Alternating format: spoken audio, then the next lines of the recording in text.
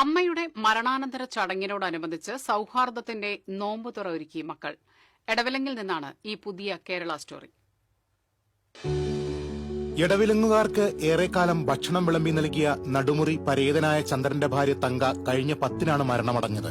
തങ്കയുടെ ഭൌതിക ശരീരം മെഡിക്കൽ വിദ്യാർത്ഥികൾക്ക് പഠനത്തിനായി വിട്ടു നൽകിയിരുന്നു. അമ്മയുടെ അടിയന്തര ദിവസം പതിവ് ചടങ്ങുകൾക്ക് പുറമെ നോമ്പുതുറ ഒരുക്കുകയായിരുന്നു മക്കളായ പ്രശാന്തും പ്രജീഷ് കുമാറും. പുതിയ കേരള സ്റ്റോറി ഇറങ്ങിയ ഒരു കാലഘട്ടമാണിത്.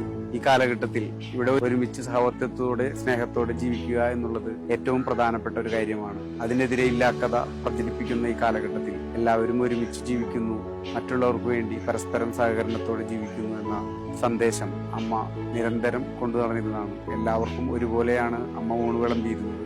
അത് തുടർന്നും കൊണ്ടുപോകണമെങ്കിൽ അമ്മയുടെ ആഗ്രഹം ഇതായിരിക്കുമെന്ന് ഞങ്ങൾക്ക് തോന്നിയതിന്റെ അടിസ്ഥാനത്തിലാണ് അടിയന്തരത്തോടൊപ്പം നോമ്പുതുറ നടത്തുന്നത്.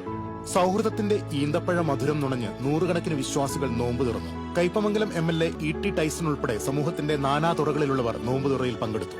അപരവിദ്വേഷത്തിന് ബദൽ ചേർത്തുപിടിക്കലാണെന്ന് പറഞ്ഞു തന്ന നോമ്പുതുറ പല ചോദ്യങ്ങൾക്കുമുള്ള മറുപടിയായി മാറി.